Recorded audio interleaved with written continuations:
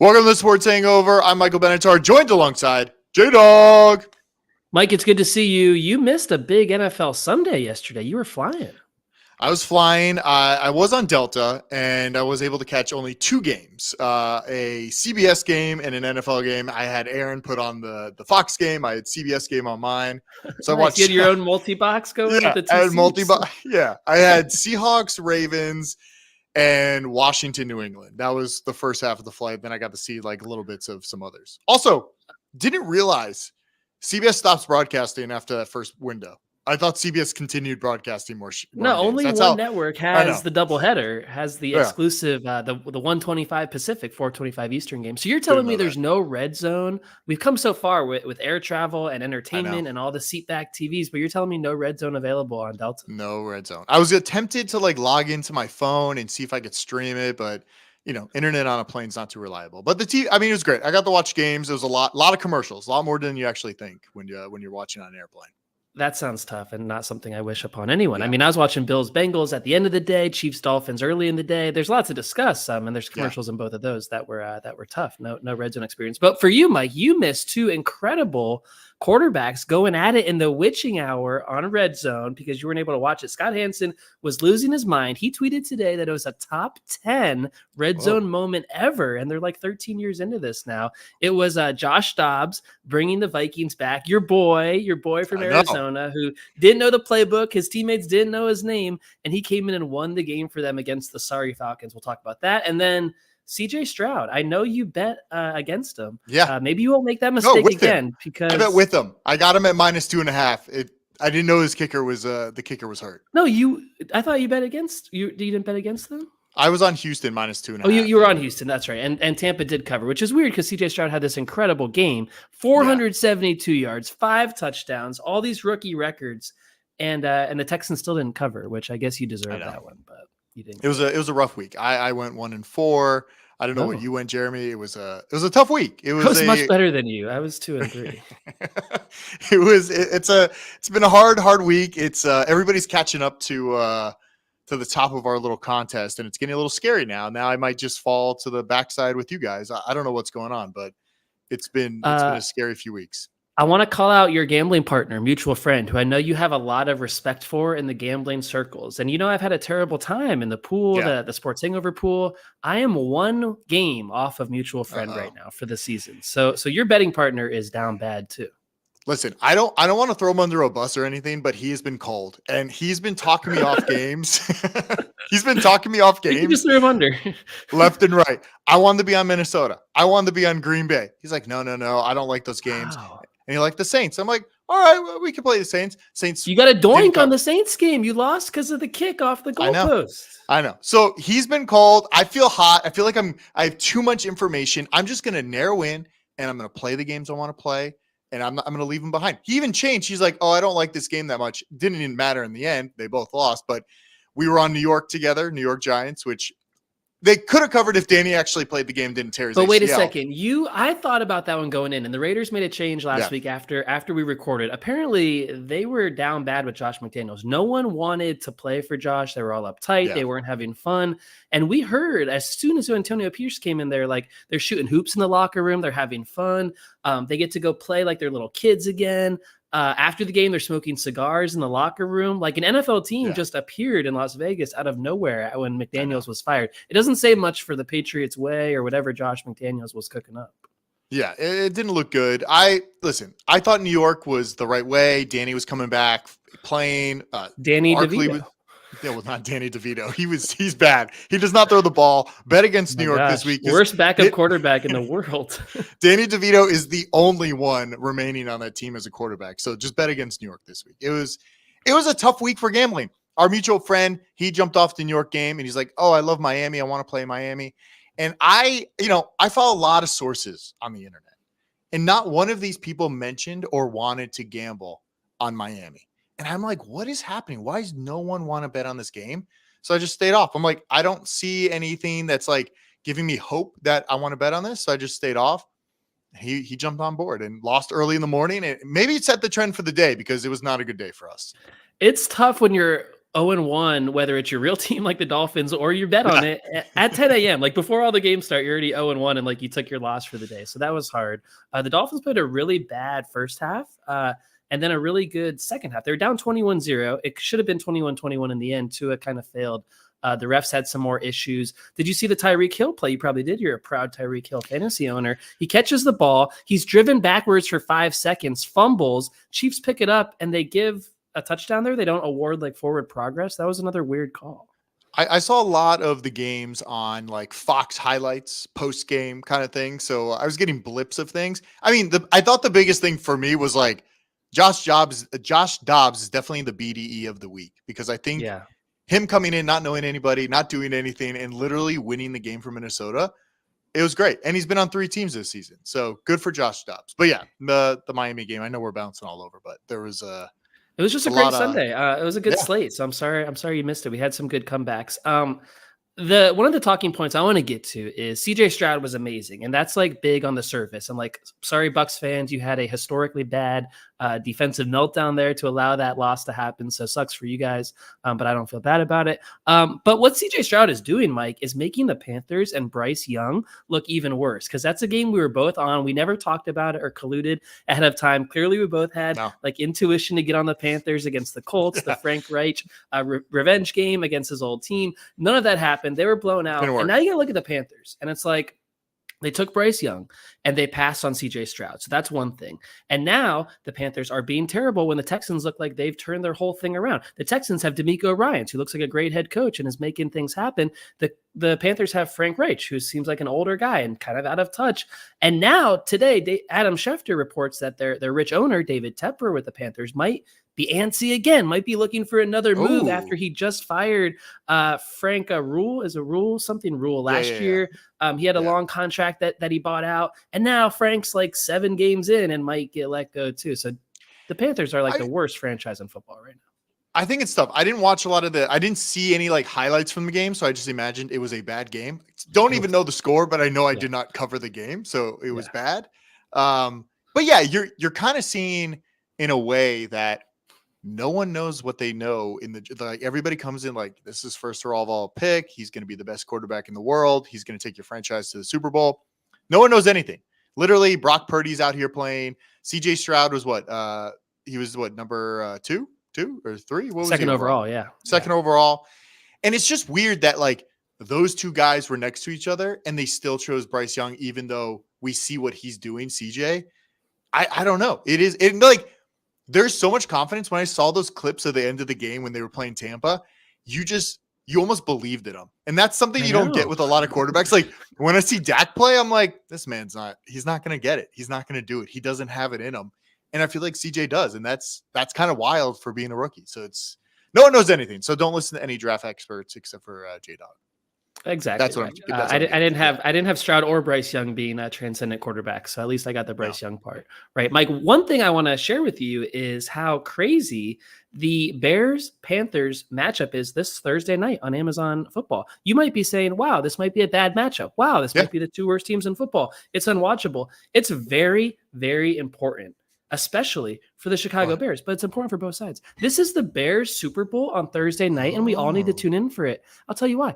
The Bears own the Panthers' first-round draft pick. The Bears can keep the number 1 pick by beating the Panthers. I saw the Panthers. You were flying. I'm telling you, it was terrible. It was offensive. No one should lose by 2 touchdowns to the Colts without Richardson. Yet that's what the Panthers did. But now the Bears, they can beat the Panthers on Thursday Night Football to keep the Panthers' number 1 overall pick and help their own chances to get a new quarterback or to get someone else. It's such a big game to win for the Bears. So you're going to be playing the Bears this week. Oh, Justin, the motivation is crazy. Yeah, absolutely. Okay. Yeah, it means Justin so Fields. Much. Do you feel like Justin Fields coming back rusty? Because this Tyler Bagdon guy or whatever, he's good. He's like slinging the ball around. Good's not the word. Maybe like feisty is the word. Competent. He is competent. He knows. Competent. That's fair. Yeah. Better than like a Mac Jones, you could even say. Yeah. I would say, I would trade away this kid if you don't want to play him and Justin Fields is your guy. But is Fields playing for sure? Do we know? He supposedly he's like maybe questionable to come back for Thursday night. I think it'd be a helpful one for them to come back. It seems like they're getting some other guys back too. I mean, I probably won't watch the game on the East Coast, I'm on the East Coast right now. It is impossible to watch and stay up for football if you're watching it on the East Well, Coast. I first don't of know how all, people do it's it. 5:30 and it's dark, so that's your first problem. Yeah, And then yeah, you still all have the 3 lights more are on. hours until football starts. That's another Yeah. problem. It's so yeah, I'm excited to see. I don't know. I don't know if the Bears are that good though, because I was even thinking about when Carolina beat Houston. So how does that happen? And then they come in here on Thursday night. It's a weird league. And I thought Dolphins were the greatest team in the world, and then they lose in Germany and they got there early. I was all wrong. My takes are wrong, and they're not doing well. So I'm resetting this week. Some would say they've been wrong for a long time, but I'm not saying that. The Dolphins, Mike, the issue is they're the best team in the world in Miami when you're playing in Miami. They will beat anyone. They will score 70 points. No problem. It's when they go on the road and face good teams, which unfortunately those are normal things in the NFL. Those things have to happen, and they keep failing. And it's really hurting me now that it's happened 3 times: Buffalo, Philly, and Kansas City. And it's like always the same thing. They're pushed around by physical teams, and they don't show up when it matters the most. And 3 is starting to be a trend that's scaring me. I do have a stat for you. I was going to wait until our little gambling section, but I'll throw it out right now. Tua is now 2-8 straight up, and 3-6-1 against the spread. Road neutral versus a winning team. He's failing to cover the spread by 9.6 points per game. That is your boy, Tua. And that's not just the season. This is going back over time. I would say the Tua book should really start last year with McDaniel. We know Brian Flores was trying to screw up Tua's career, and Mike McDaniel didn't let it happen. But you're right. It's a concerning trend. And like, how do you go on the road in the playoffs and win a game? How do you go on a Super Bowl run if you can't win on the road at all? And especially when it's going to be cold weather for the Miami boys come this winter. So it's concerning. They don't have another test until Christmas Eve against the Cowboys. They play more teams like the Raiders and the Jets coming up, where I don't think we're going to know anything about the Dolphins until at least Christmas, which is scary because 2 weeks after Christmas, the NFL playoffs start. Yeah. I mean, it is similar to Josh Allen. I watched some of that game last night, turned it off after a while, wasn't that into it, but it kind of is very similar where it's like this quarterback we're looking at, we want him to be really good, and there's not performing. I didn't think Cincinnati was that team that was all of a sudden getting hot and going to continue to be hot, but I guess they are. I think I told you that 2 weeks ago. I had them against San Francisco. I had them against Buffalo. Those are 2 huge wins. You could say 2 of the best wins back to back all season of any team. So I think it's going to be, I think we're seeing who the quarterbacks are, but then also is it the coaches? Because all of a sudden this rookie coach in Vegas comes in and the team turns around. Maybe that's just emotion and the team playing for him. But is that something in like Buffalo, or do they all need changes? Or because I was talking about that a few weeks ago where I feel like, is it the coach that hurts the quarterback the most in these situations? Like, I don't know anything about the coach in Houston, but it seems like CJ is doing really well, and maybe they just mesh well together. And I feel like Tua does well, but they're just like not elevating enough on defense or something. I think it goes both ways, right? Coaches can really help quarterbacks and coaches can really hurt quarterbacks. And going back in the TSH archives, Mike, that I was always the biggest supporter of Dak Prescott. And you know that. And I always had Dak on like a Hall of Fame trend, and clearly that's not happening. And I can admit that now. And I jumped off that boat even before this year, but I jumped off partially due to the fact that his career was going to be ruined by Mike McCarthy after it was previously ruined by Jason Garrett. And that is coming to fruition. When you watch the last series of the Eagles-Cowboys game, the Cowboys down 5, they're moving the ball with the help of the refs, not with the help of their own offense. The refs continue to be an issue in the NFL. You see it across basically every game you watch. There's like weird stuff going on. So the NFL definitely has a ref problem that we'll continue to dissect throughout the season. But anyway, I think McCarthy put Dak in some terrible situations there at the end of the game. The play calling, the scheme, the offensive line, the protection, the game management, the time to get the plays in. The whole thing is a mess. And so just like someone like McDaniel can elevate to I think McCarthy has clearly had a negative effect on Dak. And I think the clock's ticking. We saw the Raiders make a change of head coach last week. When does Jerry Jones get McCarthy out of there and bring on Deion Sanders, who I keep telling you needs to happen? Oh, that'd be great. That'd be fun. Do you want to do some J-Dog takes on, or what do you want to do? Let's jump around. Let's jump around. Let me give you just a negative thing that I have to tell you about. Okay. You were sick last week. Is that what you... I was. This is my flu game, just so everyone is clear. I'm still recovering. Al Michaels is a guy that we like a Oh, lot. And I mentioned Thursday Night yeah. Football earlier. Al Michaels is one of the legends of sports broadcasting. Al Michaels, to us gamblers, Mike, you've been gambling for many years now. I'm still getting into it. Al Michaels was one who always hinted at the line, right? Like there's a touchdown late and it's like, oh, some of you won't be happy. And you always got a little kick out of that because it was cute and fun and you couldn't mention gambling lines at the time. Al Michaels is so not having fun on these Amazon games. I was watching some of the Titans Steelers game on Thursday night. He's not happy to be there. He's not happy for touchdowns. He has no excitement in his voice. And like, why is Al Michaels still doing this? If he's just collecting a paycheck, why is he still taking up such a huge game every week? Like we have Ravens Bengals coming up on 2 weeks on Thursday night. This is a big game. I don't think we can trust Al Michaels with big games anymore. I think it's just the money thing. Like I don't like Kirk Herbstreit there either. Like I don't think last year he didn't know anything about NFL football. And this year he's like slowly getting back to like, oh, this is NFL. This is not college. I think it was just like a money grab. Who can we get? We got to have football on Thursday night. I think eventually they'll swap them out. It was kind of like, I mean, the Wayne Gretzky thing or like the Regis Philbin when Regis came on. What was that? What did he come on? There was like Fox Sports one that was really weird. And he was like, rest in peace, Regis. We lost him, but he was old at the time. Yeah. Regis like came on and then like I think a few months later he was like off the show, but it was they just like prop him up, right? It's like they have him lean forward for this. Like it's really just they're at the end, but they're still on. And that's what Al's doing right now. He's making money. He's sitting there. He's not happy. He just wants to be out. And they clearly either saw it at NBC or I don't know what was going on there, but he's out and now he's on Thursday Night Football. For Al got paid a lot of money through his career. He's a respected guy. It's always a thing in broadcasting when you're on camera. Politicians should probably listen to this too. You should leave a year too early instead of leaving a year too late. And so you see this across the board where like Lee Corso's pretty old on game day, but people still love him. But ideally these old guys, you leave and they're like, oh, I miss this guy. Instead of Al Michaels, when he finally leaves, you're going to be saying, I'm glad he's out and someone else is in there, which tarnishes the legacy just a little bit. But honestly, he's been around so long since the 80s. I think he's going to go down as one of the best still. That kind of leads me in. I want to talk about this is like a big thing for podcasting. I think Joe Rogan, Spotify thing is renewing. We've been podcasting since the early ages of podcasting back in 2010. So we're going on. This is at the end of this month, it will be 14 years. This podcast has been live and running. So it's been a long time. And I feel like Joe Rogan, when he got that deal with Spotify, I felt like it was a hint towards where the industry's going. And it was kind of similar to where like Howard Stern signed that deal with Sirius XM. And like, he disappeared, right? Like you don't really see him. You have to be a true fan of him and go subscribe to Sirius. And he gets paid whatever, $500 million every 5 years to go stay at Sirius. I think this is going to be something similar where if Joe doesn't decide to go back and stay with Spotify, I think that will hopefully grow the industry. Cause I think all these companies buying them up kind of reduces the reach of everybody. Like listen, Jeremy, we are everywhere. Any platform we're available everywhere. You can find us anywhere you want.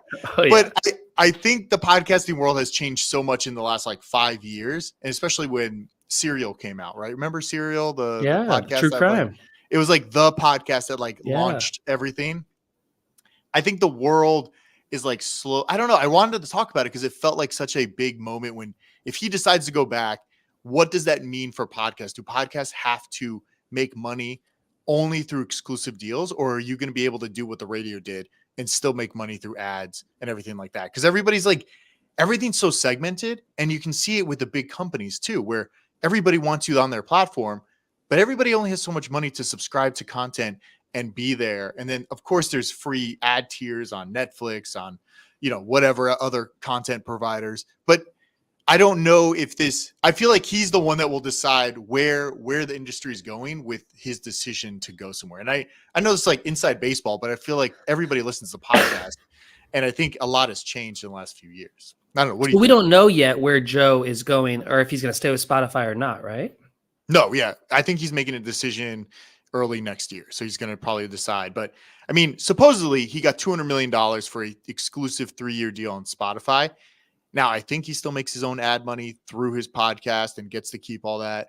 So I feel like it's a pretty cushy deal, and he's still the number one podcast out there. But I don't know. I feel like there will always be like those big tier ones, but to be exclusive on a network, it feels like old school TV. Like, you got to tune in to ABC to watch, Jimmy Kimmel or, nightly news or something. But I don't know. It's just it's a weird time.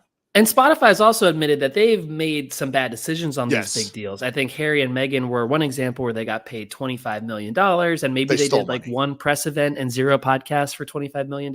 Yes. So I think Spotify and some of these companies were doing this big during COVID because podcasts were one of the best sources of entertainment when things are so hard to be done in a live setting. And now we're back to a lot of production, even though there's still a strike going on here in LA. A lot of production is back, so it's not the same situation. I think at the very top of the food chain, the Joe Rogans and the Howard Sterns will continue to cash in because they have such a gigantic following. You see it in sports. Dan Patrick's the one who left SportsCenter and went to go do his own thing and just kind of went his own way and does his own deals for distribution, sells his own ads, hires his own team. Pat McAfee is a little bit like that, except now he's backed by ESPN. But again, he's doing his own thing, and he could have said, "Hey, I'll go to Spotify. I'll go somewhere else." So I think it's fascinating. But like down a tier, I don't think that money is still available. And like you said, why limit your reach unless you are one of those superstars like Howard Stern or Joe Rogan? Yeah, but I guess it also depends on like how relevant you are, right? Like, or if this kind of like elevates you at a certain tier, but then at one point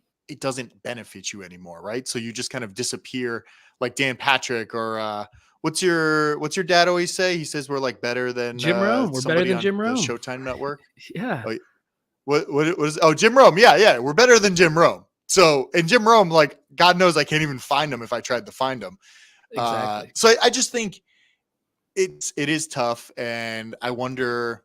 Yeah, I guess it's like if you want to be in the public eye, or you just kind of disappear and fade. Like, what's the other guy? He was just on Theo Von's podcast. It was really good. He was on Fox News for a while. God, he was good. Tucker Carlson? He was really good. He was really funny. Tucker Carlson. He was just on Theo Von's podcast. Is he funny? He's not funny. Go listen to that podcast with Theo Von. I was laughing out loud listening to the podcast. I love Tucker Carlson now. Was Theo Von making fun of Tucker, or Tucker was actually funny?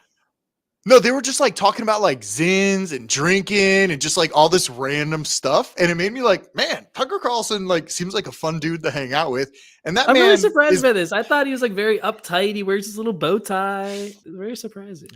That's what I thought too. And I started listening. He just sounded like a fun dude to hang out with. And now he's exclusive on Twitter, which also doesn't really make much sense, but good for him, and a lot of exclusive deals. So hopefully we get in our exclusive deal. It's actually not good for Tucker. Like Tucker had so many viewers and made a lot of money at Fox News. And you're right, now on X, which is a dying social network, as you said 10 years ago, and it's finally coming true. 20 years that's not the place to be exclusive right now. Probably not on X. It's a weird time to be in media because I feel like there's so many platforms to be on and only so many eyes on each platform. Like we're on thankfully, YouTube, like you said, we're everywhere. Find us on YouTube, on TikTok, on anywhere Instagram. We're distributing clips. We're doing it all right now. Another thing, speaking of media, Mike, is what happened at the World Series last week. I know you were tuned in. You were one of the 9.8 million people. Sorry, 9.1 million people in the US, which is a lot. That's kind of a lot when I just say 9 million people, right? How about this? I'll tell you this. I didn't even know the World Series ended. And I sent you this text. I'm like, oh, I did not know it ended. And that's crazy. That's not crazy because I'm not going to know the morning the Stanley Cup finals always end. Like, I like to think I'll tune into hockey maybe more than you tune into baseball. I don't hate it quite the same way. I might be going to an NHL game this week at the Staples Center. Actually. Oh, you're going Thursday? I might be going Thursday, yeah. Oh, nice. It'll be fun. I wish you were back in town for it. Make sure you stop at Hyde Lounge. Hyde Lounge is the place to be. That sounds great. So I get that you did not know baseball World Series was happening. And so we can talk about this for a minute. The story goes that the World Series averaged 9.1 million viewers per game across the 5 games. It didn't go to 7. It wasn't super exciting. It was between 2 teams, the Rangers and the Diamondbacks, Dallas and Arizona. You didn't even know one of these teams existed as of 2 weeks ago. Correct. Yeah. That's a fact. You knew a team was in Arizona. Yeah. You didn't know like they were snakes. That's so weird, right?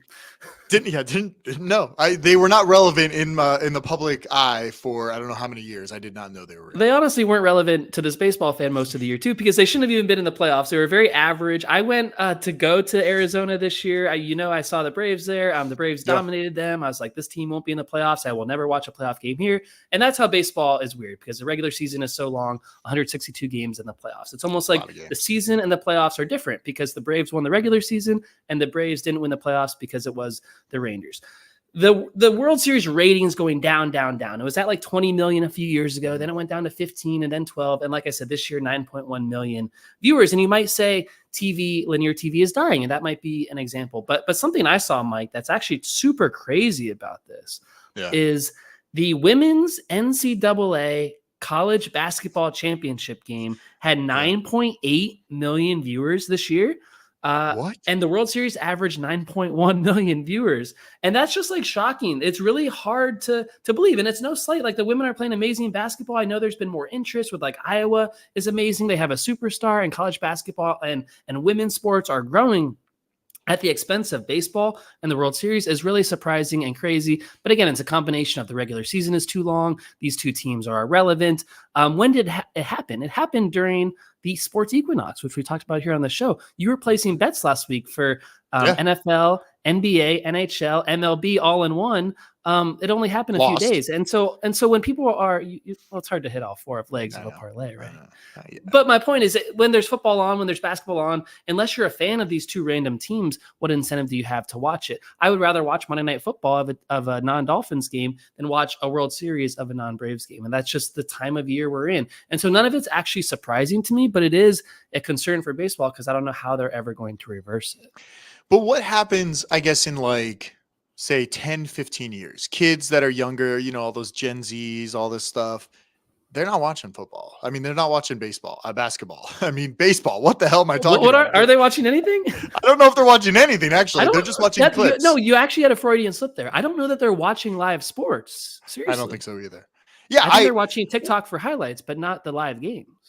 Yeah, I mean, you could say our generation, we're over going to live sports. Like going to a football game to me sounds much more miserable than really anything on a Sunday. Going there, going to that stadium, it's miserable. You got to park, everything's really expensive. When you could just be sitting at home with your $200 Sunday ticket package on your couch, ordering food, drinking a beer, sounds so much nicer. But yeah, in 10 years from now, who are you going to be the old man watching baseball and saying, oh, remember those good old days when everybody used to watch it? And now it's like on some, maybe baseball only owns the channel and it's not being broadcast on broadcast TV anymore. I could see that happen. I mean, we're even seeing it with NBA right now where like independent, like local places are just broadcasting it themselves. The media world is getting weird with broadcasting sports. So I don't know how baseball survives, but I'm sure it will. My point is, I don't think baseball is alone here with the younger generation. I feel like younger people like to watch basketball. So maybe like NBA has some more room. Maybe like soccer is growing. So you can say, hey, Premier League or MLS will be standard and not go down. But everything else, even the NFL, Mike, I swear, I don't think 15-year-olds are sitting down and watching a 3-hour NFL game with commercials in it. I don't think that's happening.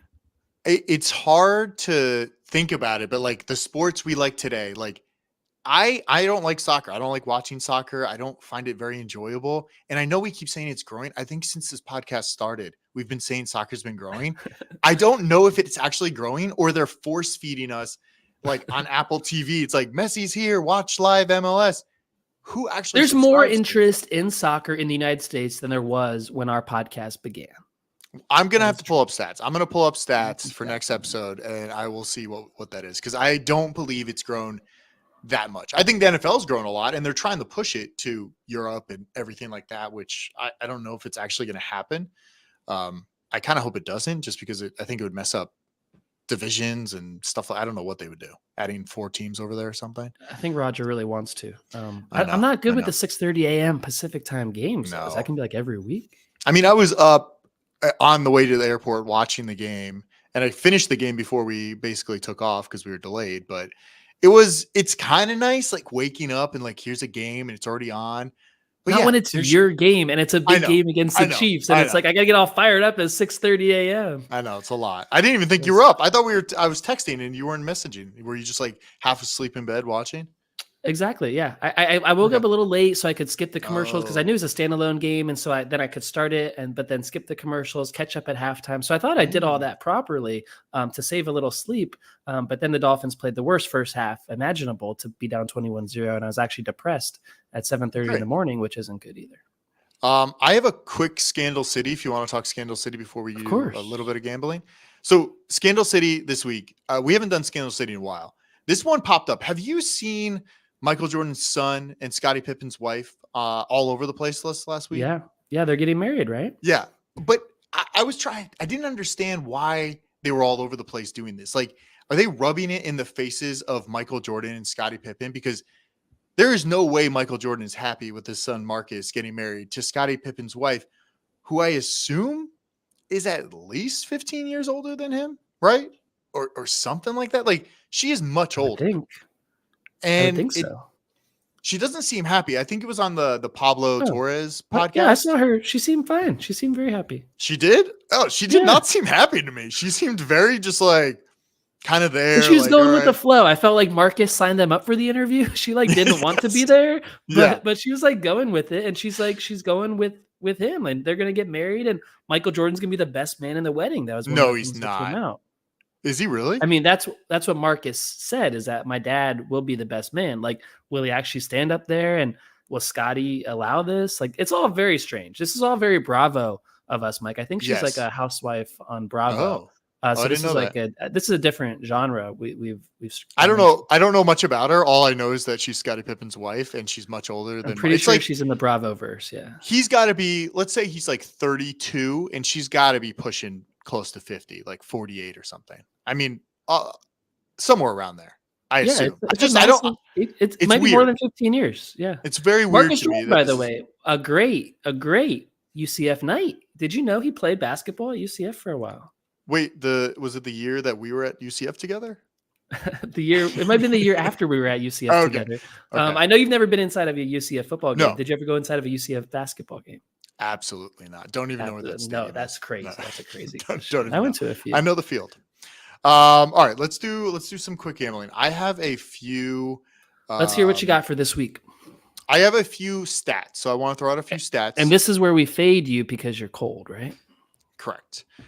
These are just stats on some. I've been collecting data on quarterbacks because I feel like it's really been helping. Last week we had a good stat on Dak. Did not want to bet Dak because he's not good against winning teams. Derek Carr, this is a stat for Derek Carr, is now 8-25 against the spread as a favorite or 3 or more points. That is the Saints are bad. They are. I told mutual friend, he's a Steelers fan. I said, watching your offense, it's just a hard watch. And it's hard watching the Saints offense. When Taysom Hill at 33 years old, he's almost our age, is your best weapon. That's a big problem. That's really bad. My next one is Patrick Mahomes. Patrick Mahomes as a small favorite or an underdog is 26-1 against the spread. So 3 or less as a favorite or an underdog, he covers. So I'm shocked he's been an underdog 27 times or close to an underdog 27 times. Well, he could also be a favorite of 3 or less. So that I feel like that's. I think that stat means that he's got that dog in him, because it's when he's written off, he performs his best, is what you're telling me. Yes. Yeah. Those tight games, he performs well. Let me ask you this: that Super Bowl, were the Eagles favored in the Super Bowl against the Chiefs last year? Do you remember? I don't know. I imagine the line was just like a 1.5 or 2.5, right? Which means it falls in your sample size there. It does. And Mahomes covered that one. Yeah, that's right. All right. So keep it in mind for the playoffs. Last stat here: Bills have now lost 5 consecutive games against the spread. This is the first 5-game against the spread losing streak since 1976. For the Bills or for anyone? For the Bills. For the Bills. They're a little cold right now. They are ice cold. Their defense isn't working real well. Josh isn't in sync. Gabe Davis didn't have a catch. They don't trust James Cook to run the ball. They signed Leonard Fournette. Maybe he'll solve all their problems. Yeah, he's going to solve it all. All right, these are early leans. My first one that stood out to me. And now, listen, if you were listening to the podcast last week, we had our good friend Sam Gaffon come on, and he broke down some games. He's going to be on this week. We're going to talk again a little later in the week when we have a little more data. But he was good with data. Stats, a lot of info. He led me wrong on the Patriots side. I actually followed him down a dark alley and bet on the Patriots. And so I'm not okay with that, but I appreciate his insights. He had a lot of stats. I appreciate it. So I like bouncing it off of him. He had some good insight there. I think he got lucky last week on some of his picks, but other than that, I think it was pretty good. Yeah, no shade to Sam. But my first game I'm looking at here, I'd like Arizona +2 at home against Atlanta. Kyler Murray slated to be back this week. I'm kind of liking it. I hope they're going to play well for him. I know he's been out a really long time, but anything's got to be better than their backup quarterback right now. They were like a JV team yesterday because Cleveland and Watson are not that good, and they look like Super Bowl champions against them. It's hard to bet on Kyler his first game back. I'd kind of like to see a game before I make that decision. Okay, all right. Do you have any leans this week, or you want me to just run through the slate? I haven't looked. I haven't looked yet. Oh, okay, all right.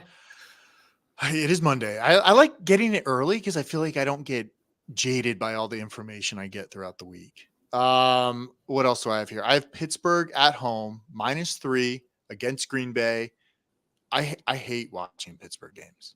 It's a tough watch. Fun. Tough watch. I don't think Green Bay is good at all. I think the Rams were. Matthew Stafford was hurt, or did he not play? I didn't watch the game. He has pinky, right? Okay, yeah, or ribs or something like that.